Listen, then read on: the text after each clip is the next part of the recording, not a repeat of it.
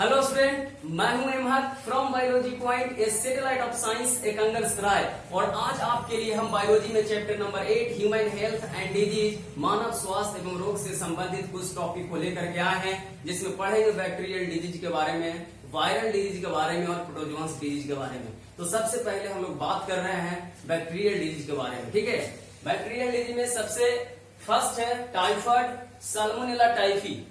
Second cholera, Vibrio cholerae, tetanus, Clostridium tetani, pneumonia, Streptococcus pneumoniae या Haemophilus influenzae, plague, Yersinia pestis, diphtheria, Corynebacterium diphtheriae, tuberculosis, short में TB बोलते हैं इसको, Mycobacterium tuberculosis, syphilis, STDs, sexually transmitted disease है ये, और ये Treponema पैगडम से होता है। ठीक है, गोनोरिया, ये भी एसटीडीएस है, सेक्सुअली ट्रांसमिटेड डिजीज है, और ये नीसेरिया गोनोरी से होता है।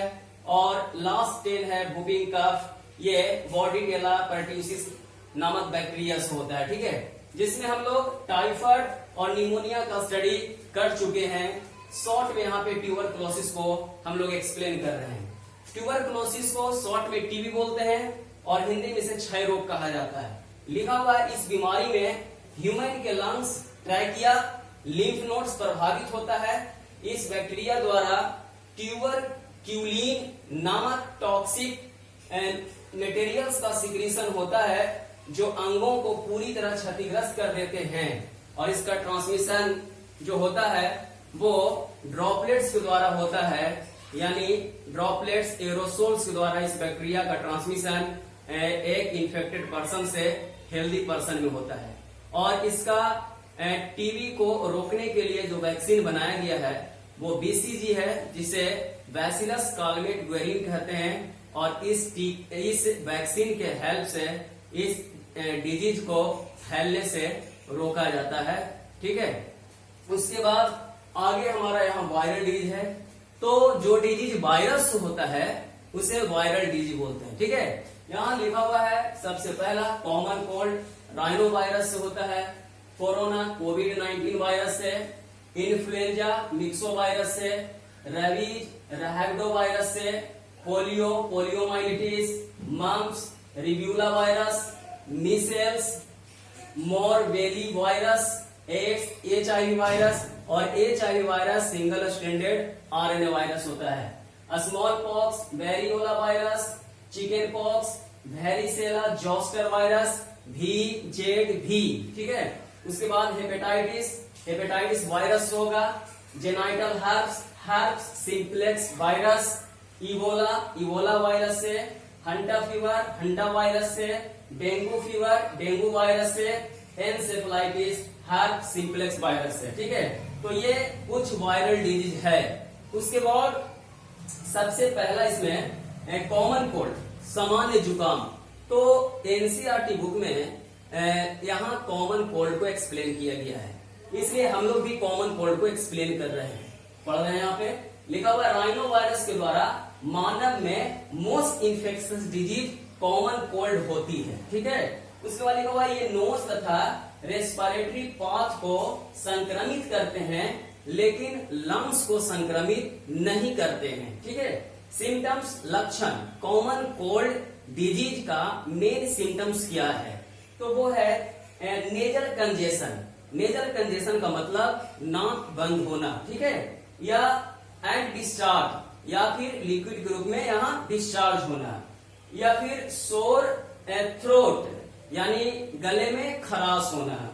और उसके बाद लिखा हुआ है होर्सनेस। होर्सनेस का मतलब होता है दबा हुआ आवाज, दबी हुई आवाज या भारी आवाज। ठीक है, कफ, क्लियर है, हेडेक, सरदर्द, और टायर्डनेस का मतलब होता है थकान। तो कॉमन कोल्ड का ये मेन सिम्टम्स है।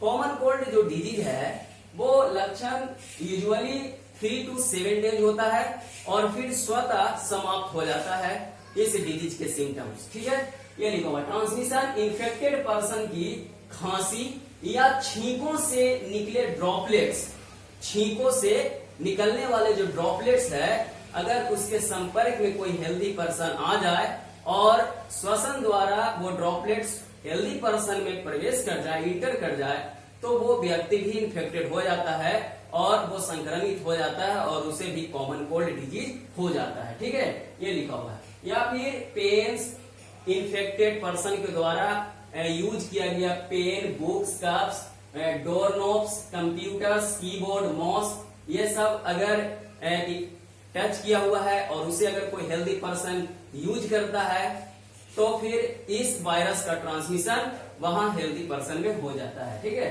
उसके बाद कोरोना डिजीज। तो कोरोना डिजीज में हम लोग पॉजिटिव एजेंट्स लिखे हैं कोविड-19। ठीक है, कॉमन सिम्टम्स है बुखार, सूखी खांसी, थकान। ठीक है, ये सब कॉमन सिम्टम्स हैं।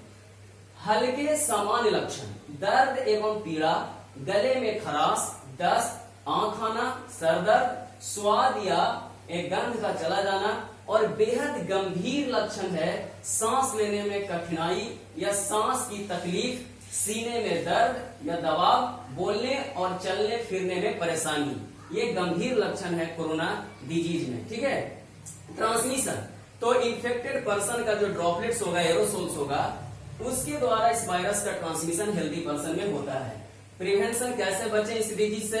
तो इसका प्रिवेंशन जो है वो mouth covered by N95 face mask, ठीक है, या हैंड सैनिटाइजर का यूज करके आप जो है इस डिजीज के संक्रमण को आप रोक सकते हैं।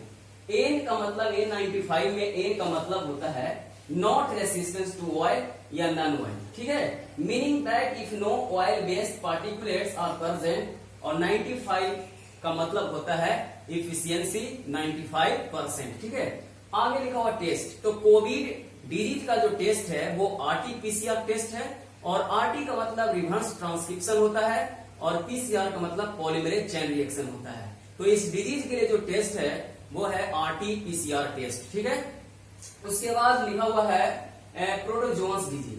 तो जो डिजीज प्रोटोजोआ से होता है उसे प्रोटोजोअन्स डिजीज कहेंगे। कॉमन है मलेरिया। ठीक है, मलेरिया, अफ्रीकन स्लीपिंग सिकनेस, कालाजार, अमीबिएसिस जिसे अमीबिक डिसेंट्री बोलते हैं। तो ये कुछ डिजीज है जो प्रोटोजोआ से होता है, जिसमें यहाँ हम लोग मलेरिया को एक्सप्लेन कर रहे हैं। तो मलेरिया का पॉजिटिव एजेंट प्लाज्मोडियम बाइवेक्स है। प्लाज्मोडियम बाइवेक्स एक प्रकार का प्रोटोजोआ है जो फीमेल एनोफिलिस मॉस्किटो में पाए जाते हैं। ठीक है, और वो फीमेल एनोफिलिस मॉस्किटो कैरियर के रूप में यहाँ पे है प्लाज्मोडियम बाइवेक्स के लिए। ठीक है, और ये प्लाज्मोडियम बाइवेक्स जो है यहाँ पे उसका 4 प्रकार की स्पेसीज यहाँ मिलता है, जिसमें प्लाज्मोडियम बाइवेक्स, प्लाज्मोडियम मैलेरी, प्लाज्मोडियम फैल्सीपेरम और प्लाज्मोडियम ओवेल। इसमें से लिखा हुआ है कि प्लाज्मोडियम फैल्सीपेरम से होने वाले मैलिग्नेंट मलेरिया सबसे सीरियस और घातक भी हो सकता है। प्लाज्मोडियम का यहाँ पे अगर हम लाइफ साइकिल देखें तो इसका लाइफ साइकिल जो पूरा होता है वो फीमेल एनोफिलिस मॉस्किटो और इन्फेक्टेड पर्सन में कंप्लीट होता है।